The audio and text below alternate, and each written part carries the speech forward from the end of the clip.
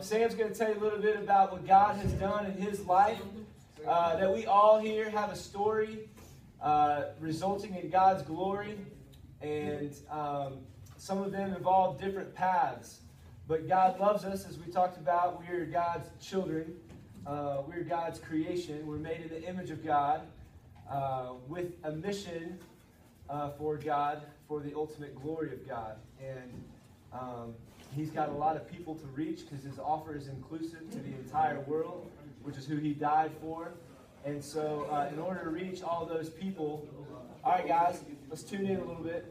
In order to reach all those people, he gave us all unique stories and put us in different lives and different situations. So Sam's going to tell you a little bit about his story, and I'd ask that you guys pay attention. We're going to talk about it when we break off in a bit. All right, let's hear it for Sam. Go ahead and clap for Sam. Guys, good evening. How are you guys? Everybody pumped? Everybody good?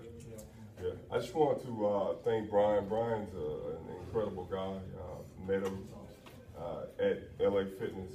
It's where I used to train at, and I know a couple of you guys that come to the gym. Some of you guys might know my son, senior in high school, Lake Collins, and so just some different things that, you know, Brian asked me to just kind of share with you guys for a few minutes of your time. Basically, you know, I'm a basketball player. I love basketball. You know, I watch women's basketball, men's basketball, kids basketball. I love basketball. Basketball was a great way to kind of just kind of share my life with other people. I grew up overseas for the most part, you know, when my father joined the military and my mom worked in prisons for many years. And so, you know, I can't share that story that I grew up in the hood and I grew up doing this, doing that. That wasn't my life. It just wasn't, you know.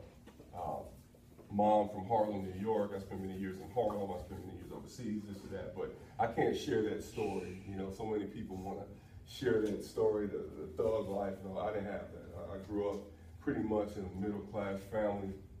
You know, it was great. The military, I helped my family out. But the thing that I think is important is, you know, I didn't grow up in this culture of you have to be African American, you have to be Hispanic, you have to be Caucasian. I didn't grow up like that. You know, I grew up in overseas, and in Germany, you're either American or you're not. That's it. So it's not the racial divide that we grew up in this country. It's just not. We don't operate. It didn't operate like that. When I came back to the States, that's when I experienced that. And what I mean by to say that is I have to teach my son sometimes. I have an 18-year-old son, I'm a single dad. I take care of my kids. And I have to get him to understand that the world is not black and white. It really isn't. The world is, if you live for the world, it's what have you done for me lately? If you live for the world, but if you live for the Lord, the world has so many different experiences that can help change your life.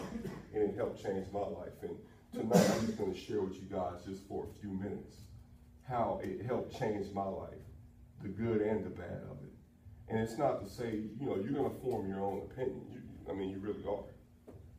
You know, we can tell you all day to do this, to do that. You're going to form your own opinion. But I promise you, if you just take a look at your lives as you guys age and just think about it, man, you can make so many different decisions that's going to be beneficial to you.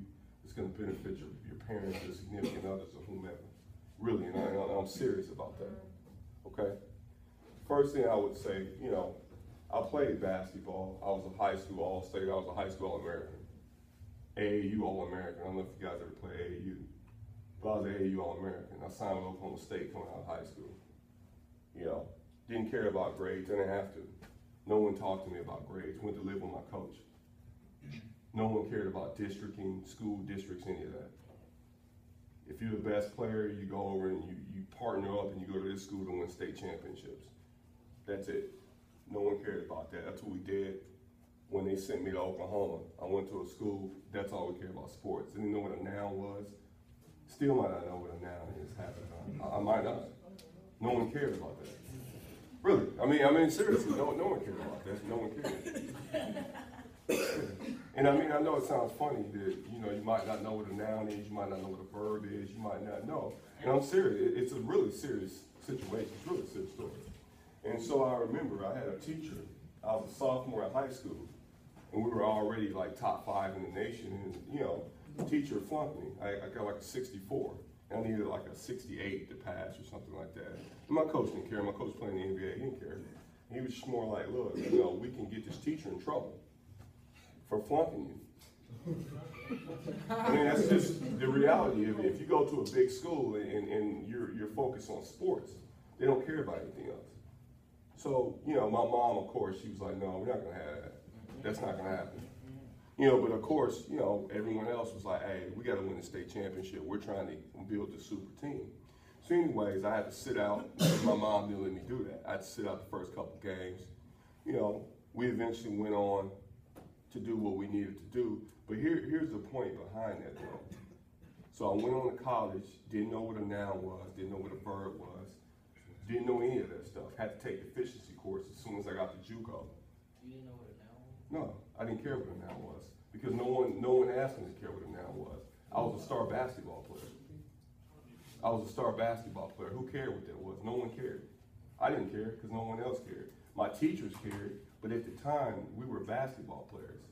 We were in a part of the athletic department that wanted to be one of the best teams in the nation. We didn't care about that. You see what I'm saying? My parents were trying to help me get to college. They were just trying to help me get out the house.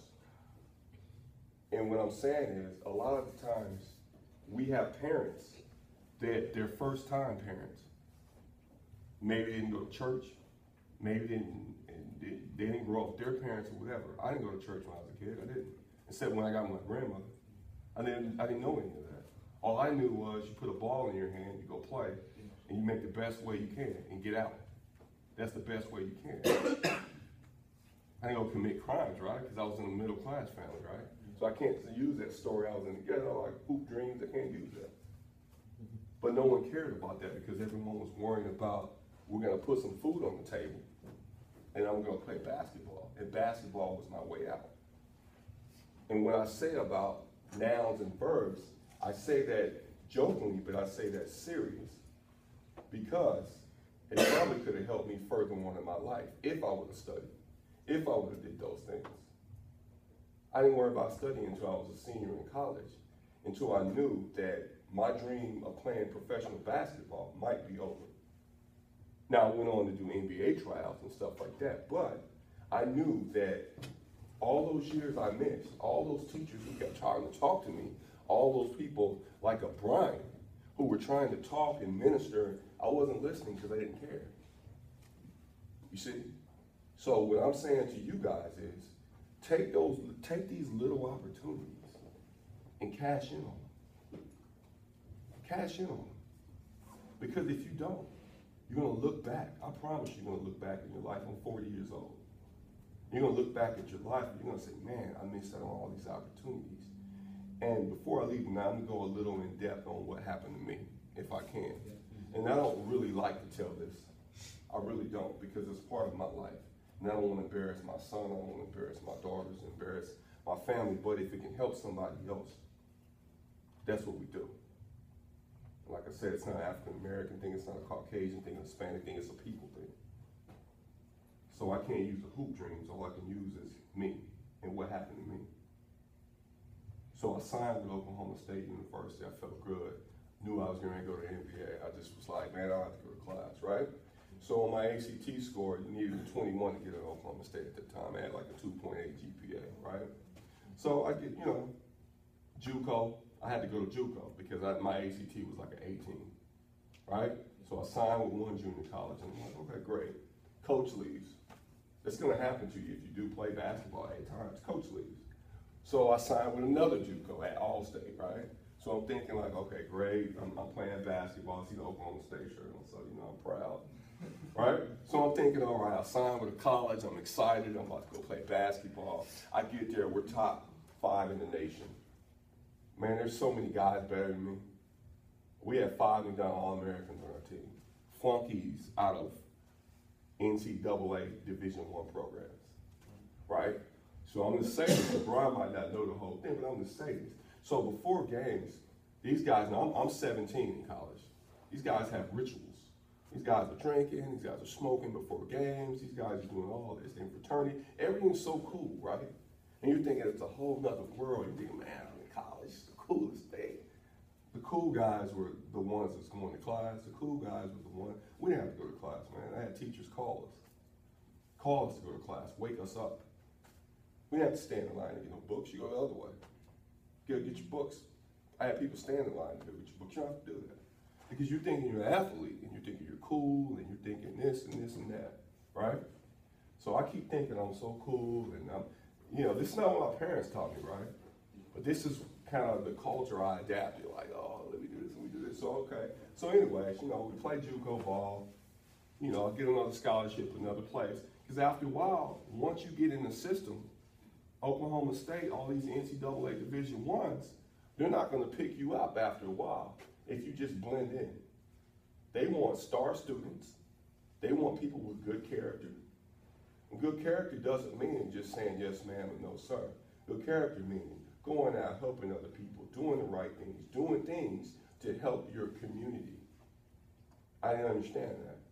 I thought just playing basketball was the key. And just saying, being not getting in trouble with the law has nothing to do with it. So anyways, right, we go on, we do pretty well, the NCAA, the tournament, college. So anyway, now when I'm getting ready to sign and I'm ready to go back to OSU didn't have a spot for me. Because I didn't do all those things. Character, my grades were all right. They weren't the best. All I could do was play ball. So I ended up signing with another college. Went there for 2 years. After there, I went my last year. So now I'm trying out for the NBA. So now I'm trying to play ball now. So one night, right, I joined a fraternity. So I got these brands on me now, right? I got these tattoos. I'm a cool guy. I got people coming to my apartment. I'm partying,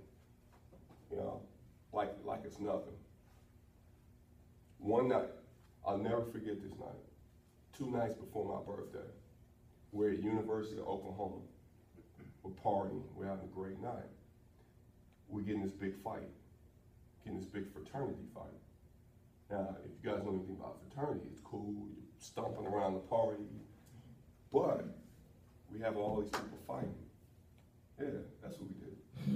We had all these people fighting. This guy got hurt. They took this guy on a stretcher, and this guy's life was in danger as far as they thought he was dead. And that changed my life. Because what happened was they took the guy out, and all the witnesses said it was a tall black guy. And so when they said that, I was at my house partying. All my family was there. The police come knock on my apartment door, and they knew me because basketball player, fraternity guy. And it was like, Mr. Lockhart, we're gonna have to take you down. And I'm like, for what are you talking about? College, what are you talking about, man? We're gonna have to take you in. They took me that night. I'm still shocked. I'm still overwhelmed by the whole situation. I don't know all the details. They took me, released me on bond that night for a week. So I'm thinking, I'm great, everything's fine. They called me back to court. They kept me. I was facing murder charges if the guy would have died. Now I go from playing basketball, from being a star athlete, from not growing up in the hood, from being cool, to now facing the rest of my life, the charges. I was gonna face the rest of my life in prison. So when I had to call my mother and my father on a 2-minute phone call from jail, that was the hardest conversation I ever had to have. Now, let's keep in mind I had a 2-year-old son a week before Christmas. So now I'm going in, no bond, facing the rest of my life in prison. And my son made a comment on the phone. He said, Grandma, where's my dad? I lost my dad. That changed my whole life. That changed the rest of my life. 7 months later, I stayed for 7 months. before I went to court, before I did anything. The day I had to get ready to go, and I'll say this, and I'm just going to be real about it, because we have to get past in this country, black-white relations. We have to get past having a black attorney. Everyone's like, get a black attorney, get a black attorney. Everyone was excited about that. For 6 months, I had a black attorney. Didn't change my fate. I got another attorney at the end. Doesn't matter his skin color. The man helped me. The day of my court trial, I had to go to court. The whole jail was looking. The whole jail was in uproar.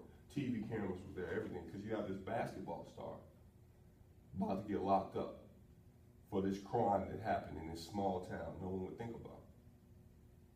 So the DA happened to be good friends with my attorney, and they worked it out somehow. I served time in, but 7 months of my life was gone. But when I got out, I still had to spend, because I got transferred to the state of Texas, because my family lives here. I still spent 5 years on probation. I had to go work at a church, Bread of Life. I'll never forget those people. Down in Carrollton, great place, great organization. Had to pick up trash 40, 50 hours a week. That was my job. Plus, I had a regular job. So then I started trying to go on the NBA circuit and play NBA ball. I'd go into tryouts every week. I'm flying to Charlotte, North Carolina. I'm going to Atlanta. You got to pay them 15% of your money. You have to. You have to get an agent. Because unless you go to Duke, unless you go to wherever, they don't know who you are. They don't. So you have to pay your money. You have to pay 15% of whatever you're going to buy. You're flying all over the country. You're catching them. I'm catching Greyhound buses here and there. I got a basketball in my hand, catching any gym I can. Plus a regular job, plus trying to take care of my kid. And I say that to you guys because you have an opportunity. And it wasn't a black and white thing. I hear so many times in life, people say, oh man, the man is holding me down, or this or that. No one's holding you down. No one's stopping you from anything. You have to give it to God. You have to. Because if you don't, I'm telling you, your life can change in an instant. I'm 40 years old, and I still watch Kobe, and I still watch LeBron, and I still watch all of them. And I sit up here and think, man, what if? And I see all my friends on Facebook, and we always talk about that year we had it and this and that. That year will never come back. It's not about that year anymore. It's about making the right decisions. It's about doing the right things. It's about the cool guys were the guys that went to class. Those were the cool guys. The guys who respected young women. There's so many temptations out there. Don't think I haven't done it before. Please, I have. But there's so many temptations that, man, if you just do it the right way, you can change your life. And you can help impact somebody else's life. So as I tell Brian, I didn't come up here to give you guys a story or lecture or anything. I just came to say, you know what, man, I hope you do it a little better than I did. And I hope you guys understand that if you have faith in God, if you let God impact your life, you never know what you can do. The skies is really the limit, but it starts where you're at now. But understand, one single instance, one single moment can change your whole life, change mine. You guys have the opportunity. Take it, run with it, thank God for it. Quit worrying about what other people do, worry about what you do. Other people's not in your shoes, other people can't live for you. Live for God, do the right things, take care of your family. Be respectful to other people. You know what I'm saying? For real. That's all you can do. If you do it the right way, hey, you never know. You know what I mean? So I didn't come here to bother you guys. I'm about to go eat, watch a little basketball, right? Because I still love the game. It's still in my heart. But more importantly, I just wanted to take a few minutes out and tell you guys, hey man, you got a great opportunity. You guys all seem to love each other. Go back, hug your families when you leave here. Tell them you love them, man. See somebody on the street, give them a high five or something like that. You never know how you can impact somebody else's life. The game is more than basketball. Life is more than just coming out and doing little things. Life is beautiful. God is wonderful, man. He changed my life, and I know he's going to inspire you young men to do great things, because you young men are all God's children. All right? Cool. Does anyone have any questions to say?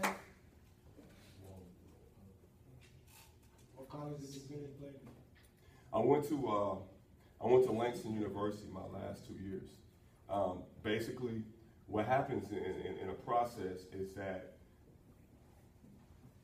if you don't have like a lot of big time game film, when you get ready to go to after junior college, you have to have somewhere to go. If you wait till the summertime, they've already pretty much picked who they're going to sign.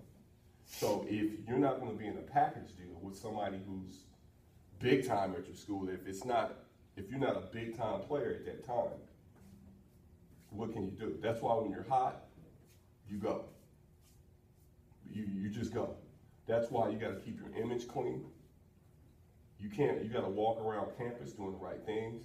When you're in high school, you got to do community service. You got to do so many things because people look at you. You're in an interview every time you walk out. When you walk out this building, you're in an interview. Social media is so big right now that anytime you do anything wrong, people are going to film it.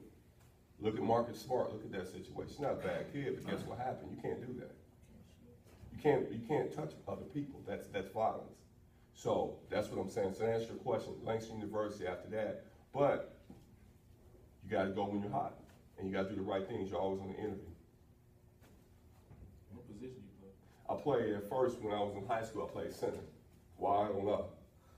Then when I get to college, JUCO, I got 5 guys taller than me, 6'10", 6'11". My thing is, my favorite player was Dennis Rodman. I figured that I had to be on the court somehow.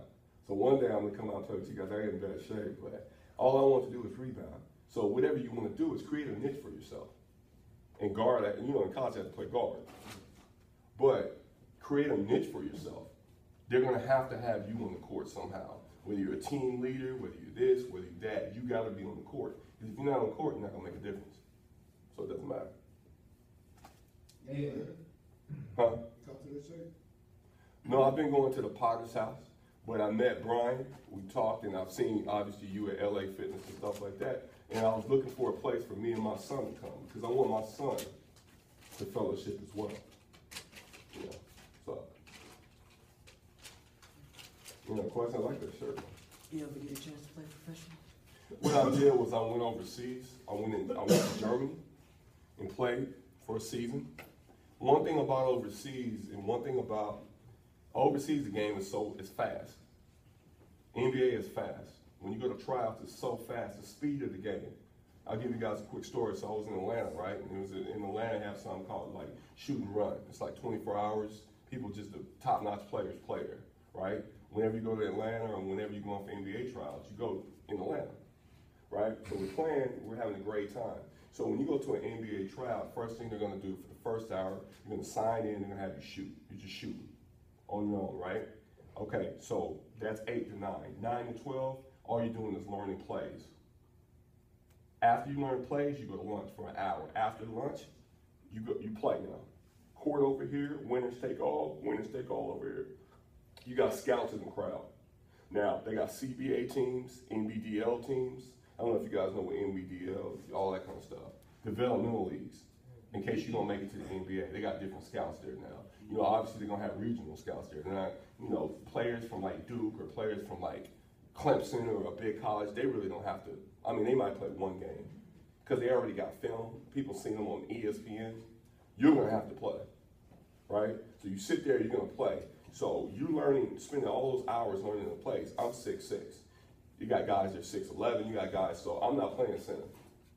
I got 3 hours to learn probably 20 plays in 3 different positions. There's no excuse. Go play. You go play for that week. You go play for that weekend. What you do, if they call you back, you fly to, I flew to Atlanta the first week. Next week, I fly to Charlotte, North Carolina. You don't have an opportunity. Doesn't matter if you have a job. Doesn't matter if you have a family. All that doesn't matter. If you want to play, you go fly out and you go. You have to learn those plays right away. So if you don't have a high basketball IQ, doesn't matter. That's where those nouns, that's where those verbs, that's where all that came in. I knew how to play basketball, but if you tell me, well, go do this and adjective and this and this and that, I was like, okay. That's where that comes in. That's where that works. You have to know basketball. And you have to have an education. You have to, because if you don't, you're lost. It's real simple to get lost. No one cares. You're cool now, but when you be cool in a couple of years, and you got to think about it, the cool guys are the ones that get that education. The cool guys are the ones that respect women. Those are the cool guys. Cool guys are the ones that go home and respect their parents. Cool guys are the ones that pray to God. Those are the cool guys, really. I promise you. Watch. You'll see. So, like I said, I appreciate you guys for just, and I didn't want to take you guys' time up. Like I said, I just want to give you guys a little insight on, it's not always growing up in the hood or whatever, because the hood is a state of mind, it's a mentality. It's not really where you are. I grew up in a middle class family, so I want you guys to hear, and it wasn't black or white. No one was holding me down. No one was doing anything to me at all. It was, I had decisions to make, and obviously I had to make the right decisions. Period. Don't blame anyone else for the decisions you don't make. Make sense? Any other questions? All right, let's clap for Sam one more time.